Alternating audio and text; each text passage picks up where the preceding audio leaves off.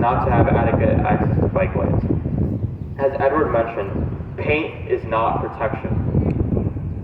Our iconic subway system is no stranger to issues either. We have rampant crime, constant signal issues, fires, safety hazards, and obvious room for improvements. I take the G train almost every day of the week, including today, and literally every single station the G train stops at, the platform is at least 3 times larger than the subway itself.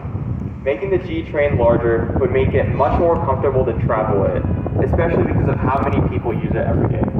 As a Queens native, I know how much of a transit desert our borough is. There are parts of the borough that are miles away from the nearest stations, just like Temple mentioned Southeast Brooklyn is. Combined with the lack of bike infrastructure and the terrible timing of the bus, it is only incentivizing using a car.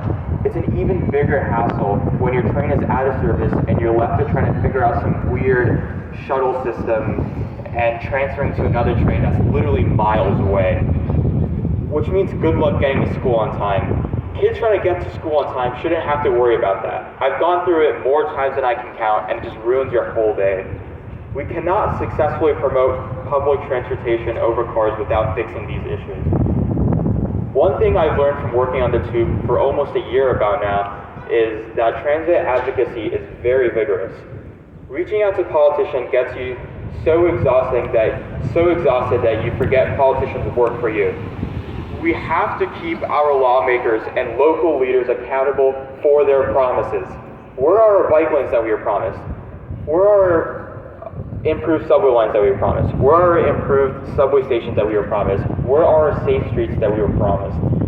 Countless cities throughout the whole world have decided to invest in their public transportation system, and they haven't looked back since.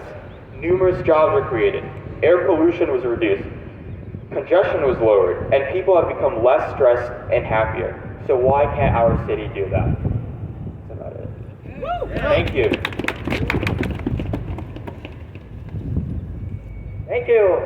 Thank you, Mustafa. Just to add on something here, I could definitely attest to how dumb the bike lanes are, the unprotected the bike lanes are. There's for example, I was minding my own business, and then I see 5 cars parked on the bike lane. Just decided just to be like, hey, I'm here to screw your day today, and I have to go onto the sidewalk, and then there's this guy who saw me, who was like, you do realize there's a bike lane, right? And I'm just like, do you mean a parking lot here? Because I was on the bike lane until I saw a parking lot here, which is, yeah. Anyway, our next speaker is from Transall. Please welcome Bliss Austin. Hi. Hey, everybody. You all inspire me. I don't know that I've ever been to a rally where I'm maybe the oldest speaker at it. It's humbling, but it's the future.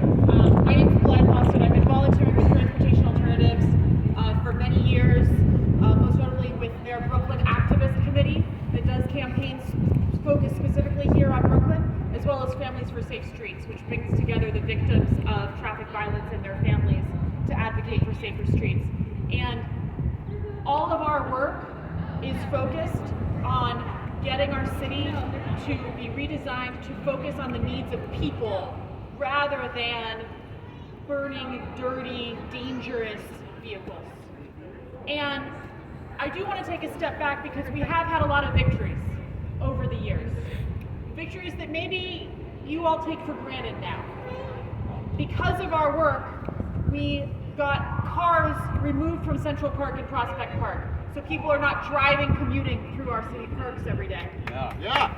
Because of our work, we got the 14th Street busway, where we've converted 14th Street from a horrible traffic mess and some of the slowest buses in the city to a quiet, beautiful paradise with some of the fastest buses in the city, and bus ridership there has skyrocketed because of our work. Yeah. Thank you. Because of our work, we've gotten the speed limit in New York City reduced from 30 miles an hour to 25 miles an hour, which makes the city much safer because as a pedestrian, if you are hit by a vehicle going 35 miles an hour, you are likely to die. If you are hit by a vehicle going 25 miles an hour or less, you are likely to survive. And so that sort of change is saving lives because of the work that we have done. Thank you.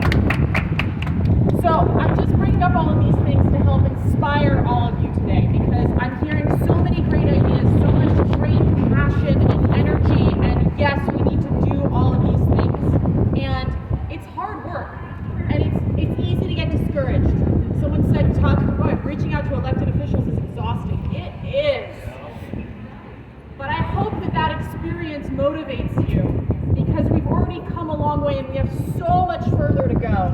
But together, if we work hard and we stay focused, we can achieve what seems impossible. So that the next generation, when you're all my age and you come to a rally with a bunch of teenagers, and some of them might not even realize, they'll take for granted the changes that you made happen because you're going to make a new reality through your hard work.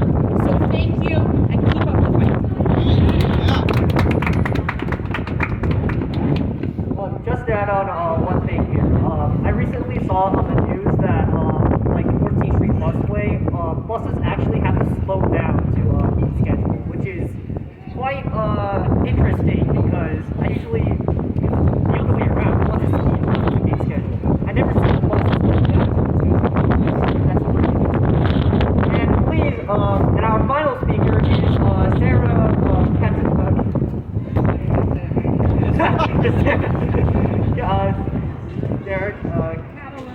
Catalina. Please welcome her here. Hi everybody. Okay, I bring you greetings from Parents to Improve School Transportation, also known as PIPS NYC. Is that good?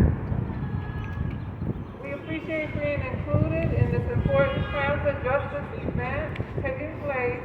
I have to say this is Autism Acceptance Month and just ahead of Earth Day.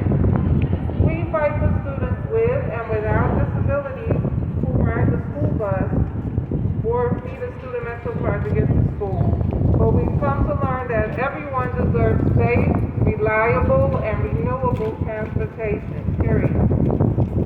As we march and petition for a school bus bill of rights on the ballot so people can vote for systems to truly uphold the civil and human rights of all riders to educational access, we also care about those who currently take those slow, congested city buses to get to school or work. We are impressed by the solutions you're proposing today to cut down on pollution, accidents, and incidents, because we've all seen fights break out on those tight buses.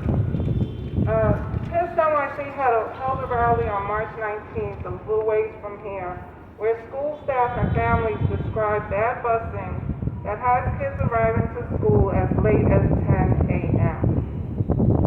Union leaders explained the driver shortages that the city jump-started years before COVID by downgrading their job protections.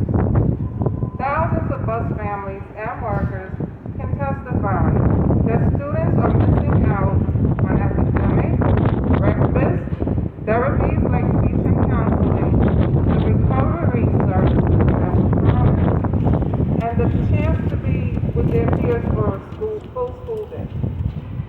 New York City has 101,000 students in temporary housing this school year. Their parents, as well as agencies like Advocates for Children, say that the number one obstacle to their education is transportation difficulty. Even though the law says K-6 students who have been displaced from permanent homes are eligible to be bused back to their original school.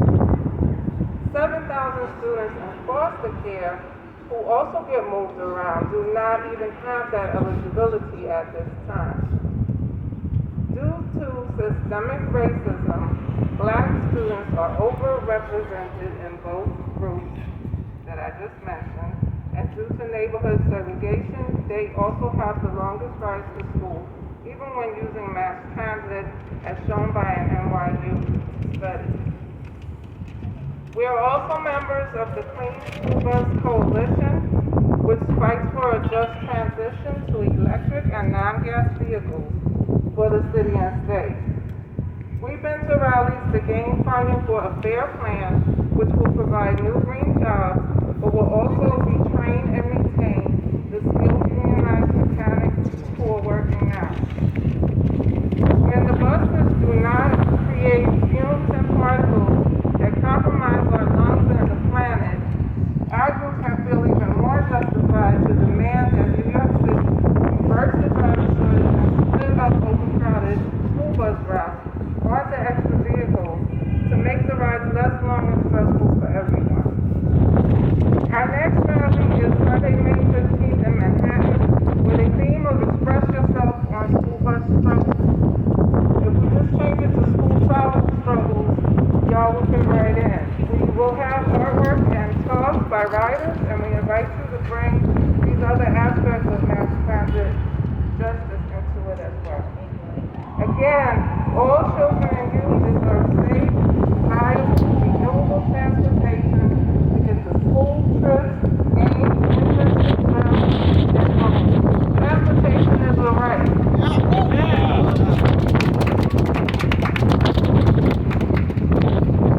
And with that, rally is over. I would like to first, I would like to say again, thank you all for joining us on this beautiful Sunday morning. So, How about better transit now? 5 times. All right? Better transit now. Better transit now. Better transit now. Better transit now. Better transit now. Woo!